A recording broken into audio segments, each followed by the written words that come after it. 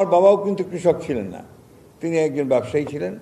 ফলে আমাদের বাসায় কৃষির চর্চাটা খুব কম ছিল, কিন্তু মামার বাসায় ছিল সেটা অনেক বড়, বেশি ছিল, এবং সেখানে সেভাবেই আমি কৃষি দেখেছি।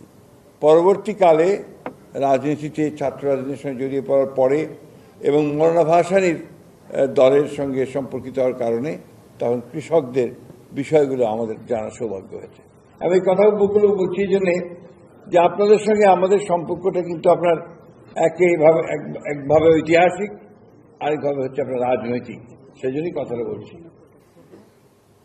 আমরা আপনার একসময় স্লোগান দিয়েছি, জাল যার জলা তার, অর্থাৎ যার জাল থাকবে সেই হচ্ছে পানির আপনার যে জলাশয় তার মালিক হবে তারা, লাঙ্গল যার জমি তার।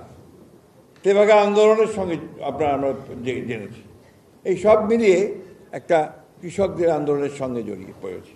আজকে যে দাবিগুলো আপনারা করছেন, এই দাবিগুলো তো অনেক আগে আপনাদের হয়ে যাওয়ার কথা। ট্রান্সপোর্ট আপনাদের জন্য একটা খুব জরুরি, আমি মনে করি। এটা আপনাদের একটা মোটরসাইকেল দেওয়া খুব বড় কথা না, তাই না?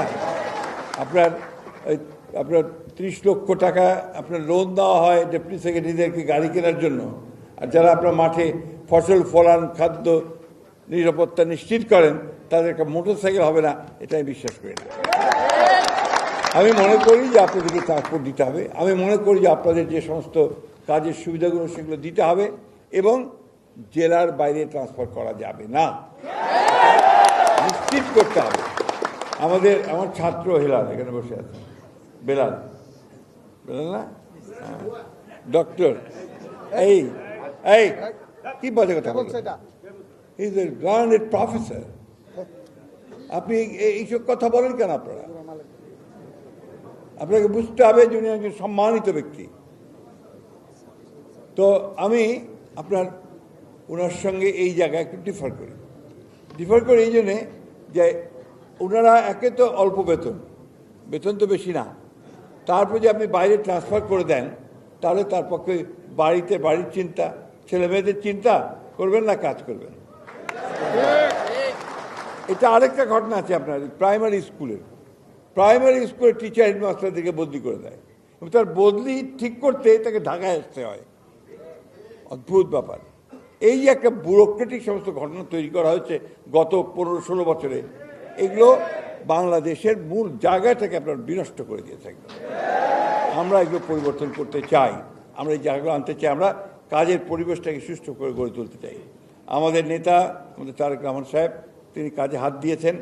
আপনি ইতিমধ্যে শুনেছেন জাহিদ ভাইয়ের কাছে যে কাজগুলো তিনি হাত দিয়েছেন, সেগুলো একটা বেসিক কাজ। যে আগে শ্রেষ্ঠ কৃষকদের একটা জাতীয় পুরস্কার দেওয়া হতো, সেটা আবার চালু করার কথা আমি বলবো। একই সঙ্গে শ্রেষ্ঠ সহকারী কৃষিবিদ, উপসহকারী কৃষি উপসহকারী, তাদেরকেও পুরস্কার দেওয়ার ব্যবস্থা করতে হবে, কৃষিবিদদের পুরস্কার দেওয়ার ব্যবস্থা করতে হবে। আমি খুব আনন্দিত হয়েছি, এইবার স্বাধীনতা পুরস্কার পেয়েছেন আমাদের কৃষি বিজ্ঞানী, এবং আনন্দের কথা, তিনি আমার জেলার কৃষকদের কতগুলো ভ্রান্ত ধারণা আছে যে যত বেশি সার দেব তত বোধহয় বেশি উৎপাদন হবে। এটা ভুল ধারণা। এটা কিন্তু আপনাদের একটা দায়িত্ব আছে এখানে, এই ধারণাটা ভাঙাতে হবে, তাদেরকে বলতে হবে যে এটা সঠিক নয়, মাটি নষ্ট হচ্ছে, আপনার ফসলেরও ক্ষতি হবে। এটা কিন্তু আমাদের দায়িত্ব বলে আমি মনে করি। এটা একটা ভয়ঙ্কর অবস্থায় চলে যাচ্ছে। দ্বিতীয়ত হচ্ছে যে আমরা আপনার কৃষি জমি নষ্ট করছি অনেক। আপনার যেটা আমাদের একটা ধারণা ছিল যে আগে একটা ক্লাস্টার ভিলেজ কনসেপ্ট ছিল একটা, যে এক জায়গায় সব বাড়িঘরগুলো নিয়ে আসার চেষ্টা করা। আমরা কিন্তু ওখান থেকে সরে গেছি। এটা চীনে খুব সফলতা লাভ করেছে, তারা ক্লাস্টার ভিলেজ করেছে, অর্থাৎ বাড়িঘরগুলোকে সব এক জায়গায়, তাতে কী সুবিধা হয়, বিদ্যুৎ সরবরাহ, পানি সরবরাহ সব এক জায়গায় আনা যায়, অন্যদিকে রাস্তাঘাটগুলো ভালো করে করা যায়। এখন কি হচ্ছে, আপনার ধানের জমির মধ্যে আপনার একটা বাড়ি হচ্ছে, এইভাবে চলছে। কিছুক্ষণ আগে আমাদের জাহিদ ভাই বলছিলেন যে আপনার যে বিদ্যুৎ পড়ে মারা যায়, ঠিক না, বজ্রপাতে। তো এখানে আপনার তাল গাছ লাগালে কিন্তু আপনার ওটা এখন ঠেকানো যায়। আমরা যদি জমির পাশে যে তাল গাছ লাগানোর পরিকল্পনা গ্রহণ করতে পারি, আপনারা বলতে পারেন, তাহলে তো আমরা সেটা করতে পারি।